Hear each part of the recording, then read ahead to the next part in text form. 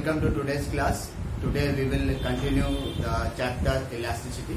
That is, today is elasticity lecture 2. Okay, in the previous chapter, in the previous lecture, we have discussed something about some properties of solid by which a solid can oppose any sort of deformation or change in its dimension whenever it is acted upon by some external force. That is, when that force is removed, the body comes back to its original size and form, and size and shape, of course. Now that is called, so those solids are called elastic bodies.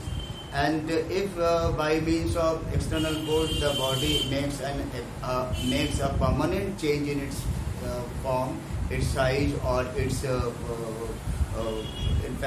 shape, then we call it as a plastic body. We have nothing to do with plasticity here, but we have to discuss only solid and elasticity. And therefore, let me discuss what is limit of elasticity and Hooke's law. Now, suppose we are having one wire or one spring that is in fact suspended from a rigid support, and we keep on pulling that spring. After leaving, it returns back to its original side. Further pulling, it returns back to its this. We keep on increasing the load attached to the pulley, attached to the spring. Then every time extension is increased. But as soon as we remove the size, then remove the load, then it come back to its original form, original size, original length.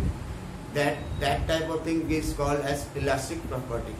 तो ऐसे हम extend करते हुए एक process ऐसा आ जाएगा कि उसके बाद अब बॉडी में कुछ ना कुछ परमानेंट चेंज आएगा. Spring will have definitely a permanent change. Still there is some elasticity there, but it is no longer in totally elastic limit. Okay, and there we can call it has some different type of things, different type of situation there. And here let us study what is elastic limit. If we keep on increasing the deforming force to an elastic body, then after reaching certain maximum value, the body no longer restore its original size or shape. Then we call it has crossed its elastic limit. That means there is always certain measurement up to which elasticity could prevail there. Elasticity उसमें रहता है एक limit तक, एक force के external force के एक limit तक, तो उसमें इलास्टिसिटी मेंटेन है. इलास्टिसिटी मेंटेन के मतलब if we remove that force then it will come back to its original size and form. Okay, and अब उससे ज्यादा अगर मैं क्रॉस कर जाऊं, ज्यादा लिमिट फोर्स ले लो, then we will just say that we have crossed that limit. That means it can thus it measure the maximum load up to which the body can maintain elasticity. It measures, in fact, it is a property, therefore we can say thus it measures the maximum load up to which the body can maintain elasticity. This is called limit of elasticity. Okay, and from that limit of elasticity, the Hooke's law comes. Hooke's law ने क्या किया था? He did the similar thing, and what he observed that the load is directly proportional to change in length, increase in length. That is, load is directly proportional to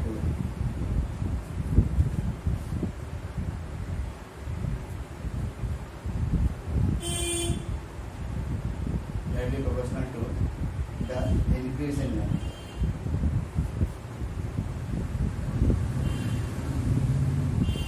That means if we have the load W is directly proportional to change in length L.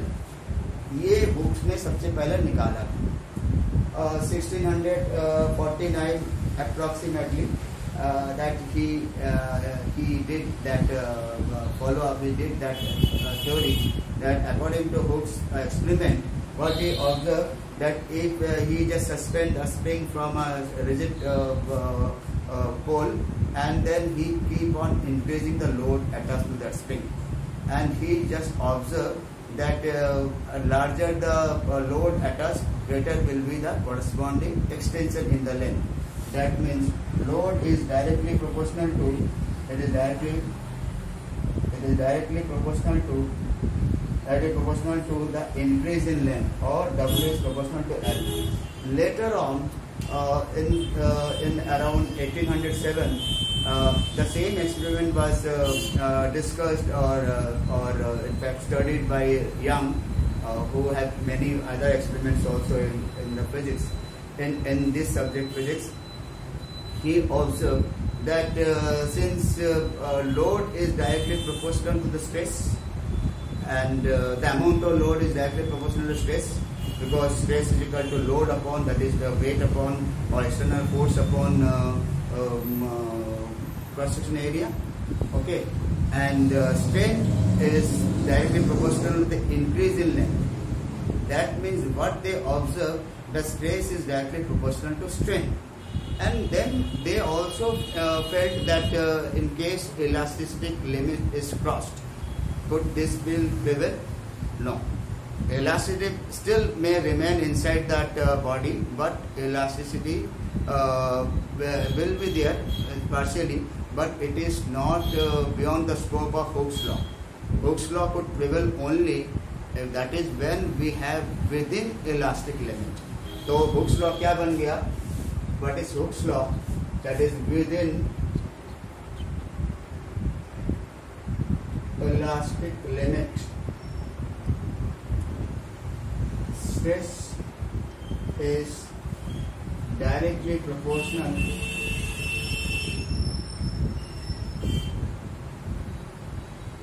to corresponding strain. Corresponding strain को बताया, क्योंकि अगर longitudinal stress है तो longitudinal strain होगा, अगर ये volume strain होगा तो नॉर्मल स्ट्रेस होगा, अगर ये शेयरिंग स्ट्रेस होगा, शेयरिंग स्ट्रेस स्ट्रेन होगा, तो उसके हिसाब से क्या होगा, tangential stress.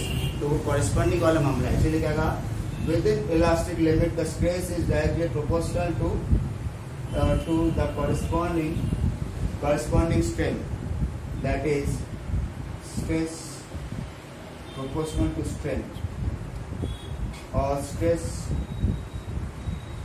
equal to some constant into strain. That constant equal to stress upon strain, and later on that constant was named as modulus of elasticity, or coefficient of elasticity. Okay, now this is what we have, the Hooke's law. We have seen this is very important rule for establishing the elastic property of solid. Let me practically see how Hooke's law actually prevails, how it directly proportional to the load, how the extension in wire, extension in spring actually proportional to load, or how we have stress is proportional to strain. We have two different type of springs. One is this steel spring, and other is your plastic spring. Remember, this plastic spring, since being a spring, it has some elasticity and it will have very wonderful effect that you can see. Let us see the experiment. Let us take this colorful plastic spring. This is also called a slinky, and we can see that some of the turns have been connected together to make them as a single body. Here we can see the number of turns here, this side, on the right side of me, are larger than this side. This is thinner, this is thicker. That means this is heavier than this one. Okay. let us just see that how exactly we do. We have this this scale, wooden scale. I am now suspending it at the lower weight, that is the smaller weight downward and upper weight at the rigid point.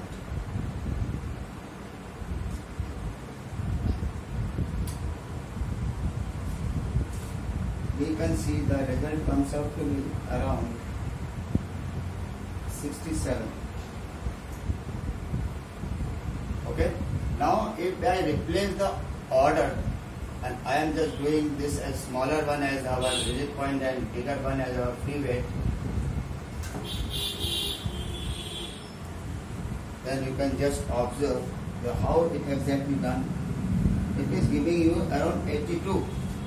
You can just see that practically you can see that larger the weight, greater will be the extension.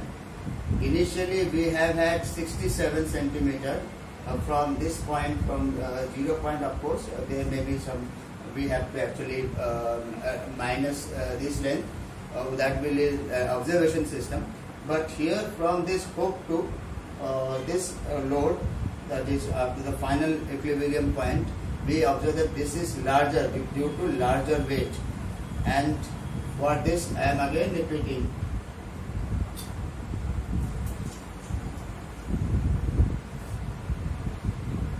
this is much smaller, this is much smaller than that. Okay, and much smaller than that, and here we can observe that this is around 67, 69 like this. Okay, that means one thing is very clear, that the larger the load, greater will be the extension, which is the Hooke's first law was there. Okay, Hooke's first law was there, and if we just consider, let us see the thing properly, that here we have a smaller number of turns which are taped together. We have used cellotape to bind them so that they make a constant weight, and here we have taken larger number of turns so that it is relatively high, heavier than this, and accordingly you have seen that extension could take place. If I just replace it with a smaller spring, you can see this is an elastic spring. If I just extend this, and there is no change in its length, it come back to its original size. Okay. Now we are having this, its length comes up to be around 32.5. Okay, and let me have some weights. They are all 100 gram weights. This, including the size of that stand, is also 100 gram. Now I am just putting it here.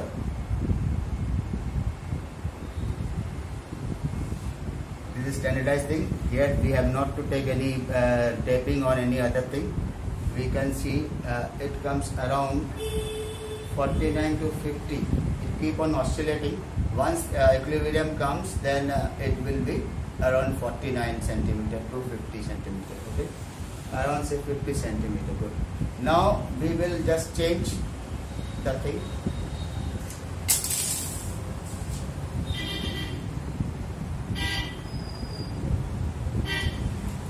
Let us check.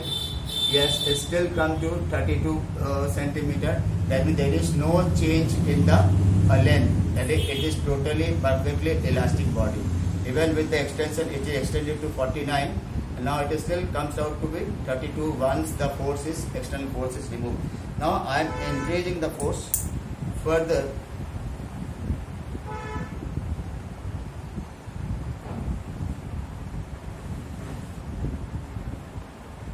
Now it is around 55 centimeter. It is between 54 to 55 centimeter, which initially with 100 gram, it was initially at 49 to 50 centimeter. Now with additional increase of 100 gram, it is increased to this step. Okay, let us check whether elasticity still levels or not. I am just leaving. Again it comes to the same very size, 32 to 33 centimeter. There is no change. Now I am further increasing the load. Now it is 300 gram.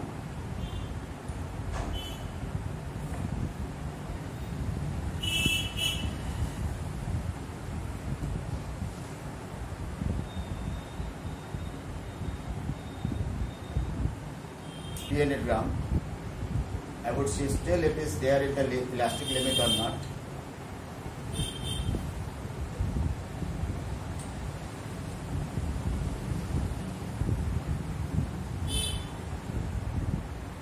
It is still in elastic limit, and now I observe that it comes out around 59. It comes around 59. You can just see that after we put just 100 gram, it comes around 50. It comes around 49. Okay, and after putting 200 gram, it comes around 55. Now after putting 300 gram, it puts around 59.